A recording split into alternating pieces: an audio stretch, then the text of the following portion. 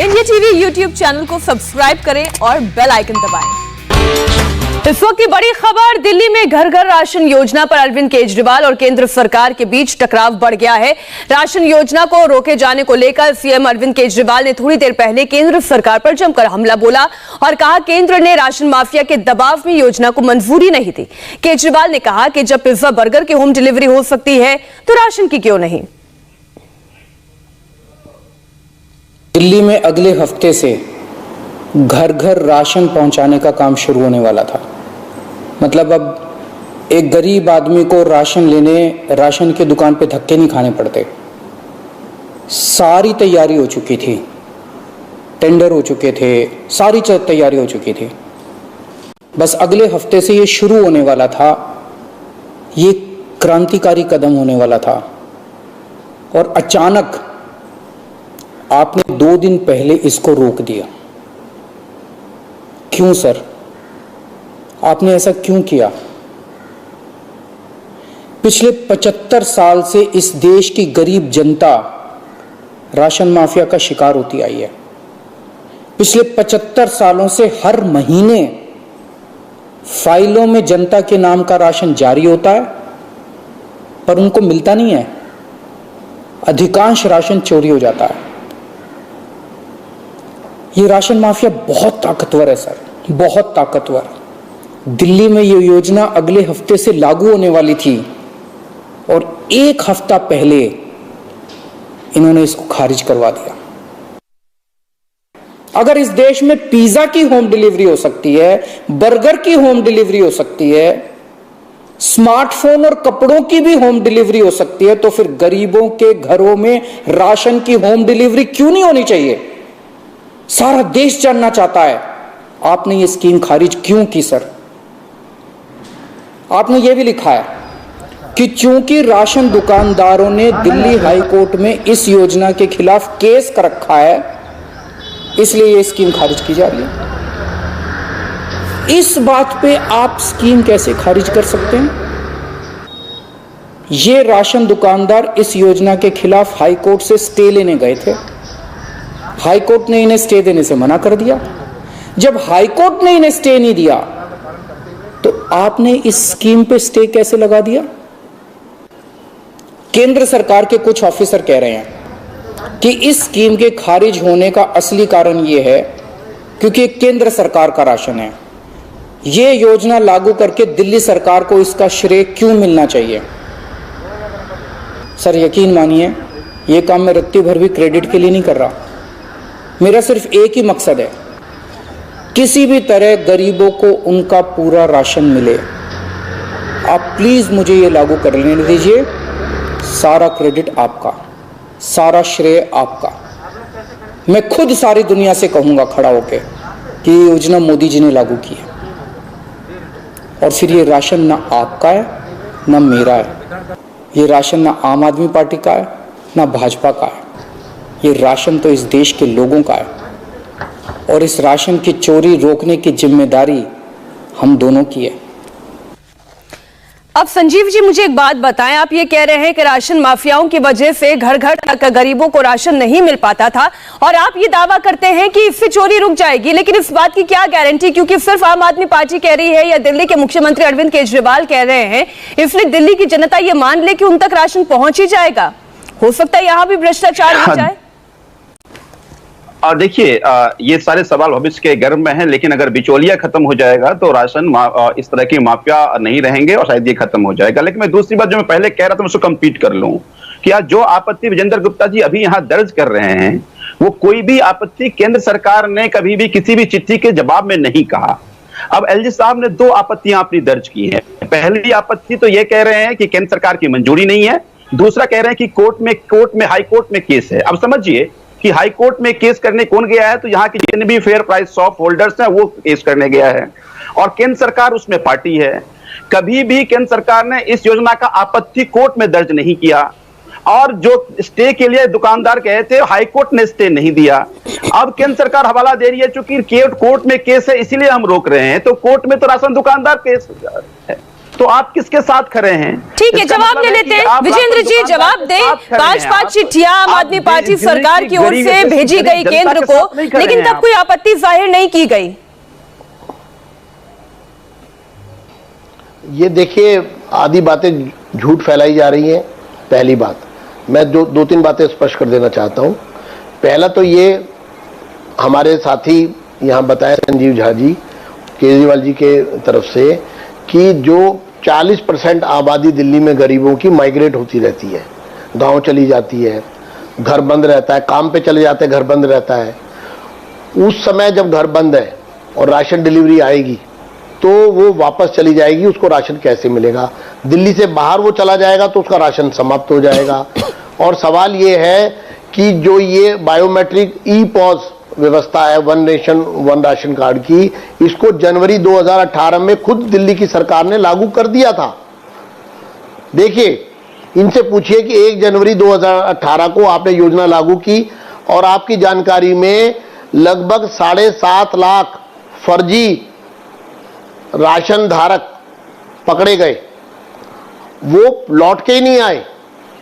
वो उन्होंने बार बार रिमाइंडर देने के बाद भी, 4 महीने इंतजार करने के बाद भी वो नहीं आए, वो गायब हो गए, क्योंकि वो फर्जी थे।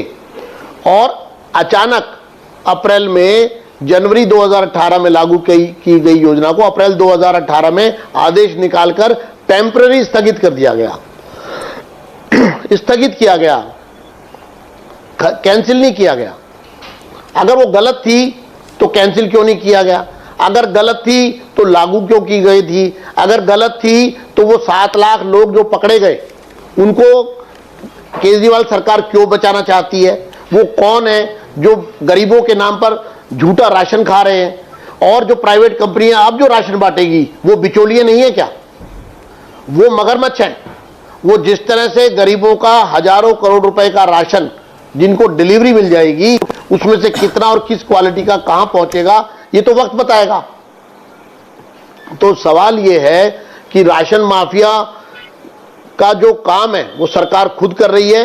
बड़े बड़े धन्ना सेठों को राशन माफिया के रूप में डेवलप कर रही है। पिज्जा किंग की बात कर रहे हैं, ये पिज्जा हट की बात कर रहे हैं, मैकडोनल्ड की बात कर रहे हैं। उस तरह के लोग जब इस धंधे में आएंगे और धंधा करेंगे गरीबों का राशन बांटने का, तो आप समझिए कि कितना बड़ा कट दिल्ली की सरकार के में बैठे हुए लोगों को मिलेगा। मेरे ख्याल से विजेंद्र जी किसी कंपनी का नाम देना ठीक नहीं है, क्योंकि मेरे ख्याल ये कंपनियां इसमें काम नहीं कर रही हैं। संजीव जी, क्या ऐसा है कि आपने बड़ी बड़ी कंपनीज को हायर किया है जो ये राशन की डिलीवरी घर घर तक करेगी? मैंने बड़ी बड़ी कंपनियों का, देखिए, आप एक चीज समझिए कि जैसा मैं पहले आपको ये कंपनियों का नाम लेकर, मैं समझ गई विजेंद्र जी आपकी बात। अब संजीव जी को जवाब देने का मौका दें। मुख्यमंत्री ने की है, तो मैंने उदाहरण के तौर पर कहा, लेकिन ये कंपनियां राशन बांटेगी, ये मैंने नहीं कहा। जी जी, समझ गई। बार-बार आने पर लेकिन इंडिविजुअल्स जो बार-बार 2000 फेयर प्राइस शॉप्स हैं, आज उनको घर तक राशन जा रहा है। पहली बात। दूसरी बात कि हमने पहले ही कहा कि ये सारी आपत्तियां केंद्र सरकार ने अपने, अगर वो घर पर नहीं है तो कैसे मिलेगा, ये बताइए? घर पर नहीं है तो कैसे मिलेगा, आप ही बताइए। इनको चुप कराइए ना, चुप हो जाइए।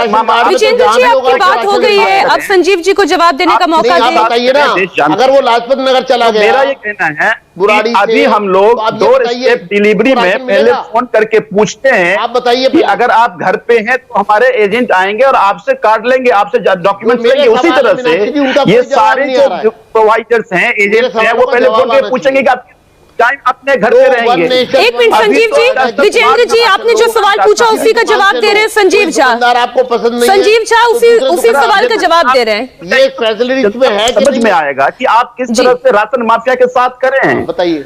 दूसरी बात मैं कह रहा हूं कि अगर मान लीजिए कि जिस तरह से हम होम डिलीवरी बाकी में कर रहे हैं, सर्टिफिकेट्स बनाने में, बाकी चीजें बनाने में, कि हम पहले फोन करके पूछते हैं कि क्या आप अपने घर पे हैं, अगर वो रात पे घर पे है तो रात को हमारे एजेंट जाते हैं, उनका डॉक्यूमेंट लेते हैं। उसी तरह से राशन में भी आप क्रांतिकारी कदम है, क्योंकि उसी हम उनको पूछते हैं कि आप घर पर नहीं है, और उसी समय मैं चला गया, उनको राशन दिया जाएगा, सेटिस्फेक्शन का एक फीडबैक लिया जाएगा। अच्छा संजीव जी, एक और जवाब दें, एक और सवाल का जवाब दें। आपके एजेंट्स का मतलब आम आदमी पार्टी के कार्यकर्ता जाएंगे या सरकार के नुमाइंदे जाएंगे?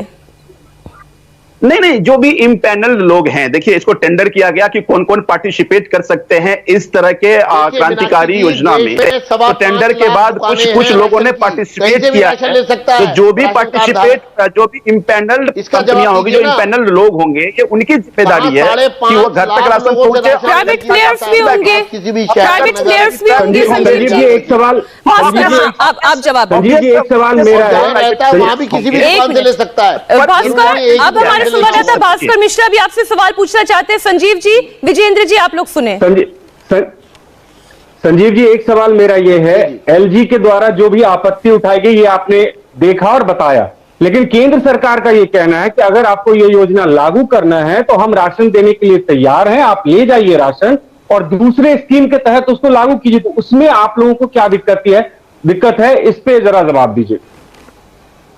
नहीं, देखिए भास्कर जी, जैसा मैंने कहा कि इस स्कीम को 2018 से आज तक इंप्लीमेंट होते होते हर स्टेज पे केंद्र सरकार को इसकी जानकारी दी गई। अपनी जानकारी में केंद्र सरकार ने कभी नहीं कहा कि हम एडिशनल राशन देंगे और इसको रोक दीजिए और उस स्कीम को लागू कीजिए। केवल एक ऑब्जेक्शन उनका था कि ये मुख्यमंत्री घर घर राशन योजना नहीं होना चाहिए। तो अरविंद केजरीवाल जी ने कहा कि नाम बहुत महत्वपूर्ण नहीं है, घर घर राशन योजना इसको कर देते हैं।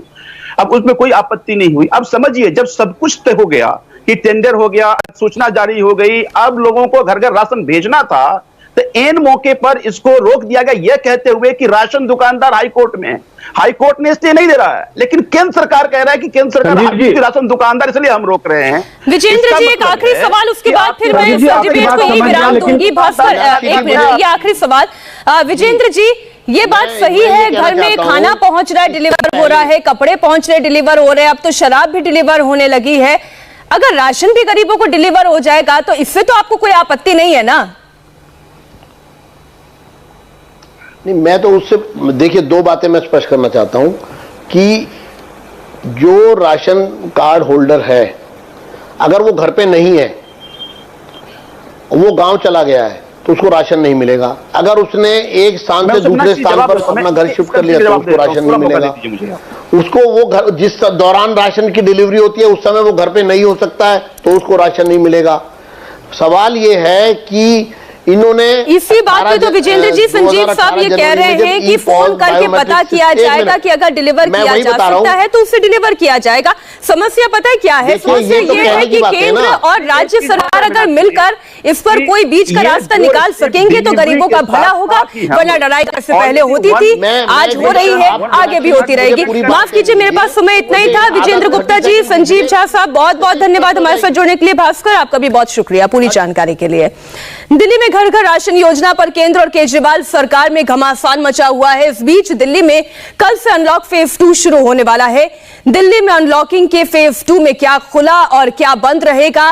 बाजार, mall, shopping complexes, stand alone shops यानी आस पड़ोस की दुकानें, प्राइवेट और सरकारी ऑफिस, इसके अलावा मेट्रो की बात की जाए, ई कॉमर्स सर्विस की बात की जाए, किताबों की, स्टेशनरी की दुकानें और शराब की दुकानें खुली रहेंगी। हालांकि दुकानों के खुलने का समय और शर्तें सब लागू हैं। वहीं gym, spa, salon, entertainment park, water park, public park, garden, assembly halls और ऑडिटोरियम के साथ ही साप्ताहिक बाजार, cinema hall, educational coaching institute, restaurant या कहा जाए बार, ब्यूटी पार्लर और स्विमिंग पूल, इस तरीके के सारे जो चीजें हैं वो बंद रहेंगी। ये दिल्ली का अनलॉक फेज 2 का पूरा प्लान है। अब आपको दिल्ली का अनलॉक 2.0 का प्लान डिटेल में बताते हैं। बाजार और मॉल्स ऑड इवन के आधार पर खुलेंगे, यानी आधी दुकानें एक दिन और आधी दुकानें दूसरे दिन खोली जाएंगी। आस पड़ोस की दुकानें रोज खुलेंगी। दुकानें सुबह 10 बजे से रात 8 बजे तक खोली जाएंगी। ऑड इवन के आधार पर शराब की दुकानें भी खोली जाएंगी। सरकारी दफ्तरों में ग्रुप ए के 100% अधिकारी रहेंगे, तो वहीं ग्रुप ए से नीचे के 50% कर्मचारी आएंगे। जरूरी सेवाओं के 100% स्टाफ दफ्तरों में आएंगे।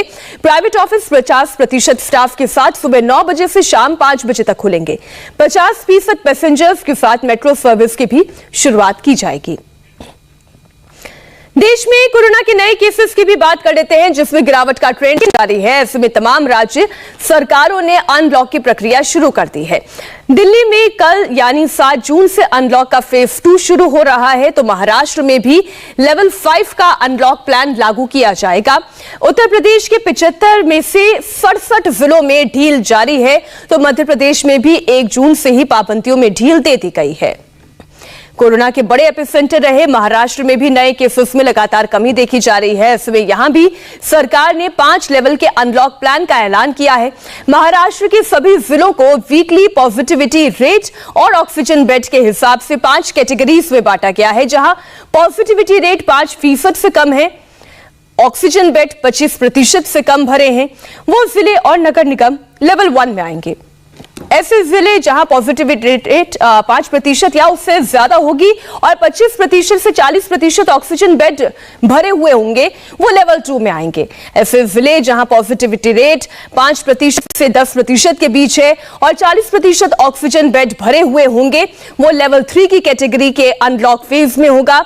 और वो जिले जहां पर पॉजिटिविटी रेट 10 से 20% के बीच में है, ऑक्सीजन बेड 60% से ज्यादा भरे हुए हैं, वो लेवल 4 की कैटेगरी में आएंगे। जिन जिलों में पॉजिटिविटी रेट 20% से ज्यादा होगी और ऑक्सीजन बेड 75% से ज्यादा भरे होंगे, वो लेवल 5 में आएंगे और वहां लॉकडाउन जैसी ही सख्तियां जारी रहेगी। अब आपको महाराष्ट्र में अनलॉक के सभी 5 लेवल डिटेल में बताते हैं। लेवल 1 में सब कुछ सामान्य होगा। मॉल, मल्टीप्लेक्स, थिएटर, रेस्तरां खुले रहेंगे। लोकल सेवा पर स्थानीय प्रशासन का अंतिम फैसला होगा। ग्राउंड खोले जाएंगे, वॉकिंग और साइकिलिंग की इजाजत भी दी जाएगी। 100% कैपेसिटी से सरकारी दफ्तरों में कामकाज होगा। स्पोर्ट्स, शूटिंग, सामाजिक सांस्कृतिक कार्यक्रम किए जाएंगे।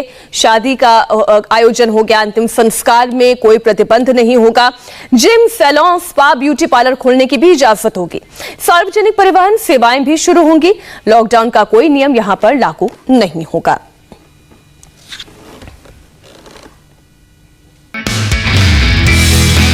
नमस्ते, मैं हूं मीनाक्षी जोशी। वीडियो और खबरों से अपडेट रहने के लिए India TV YouTube channel subscribe करें, बेल आइकन दबाना ना भूलें। जुड़े रहें इंडिया टीवी के साथ।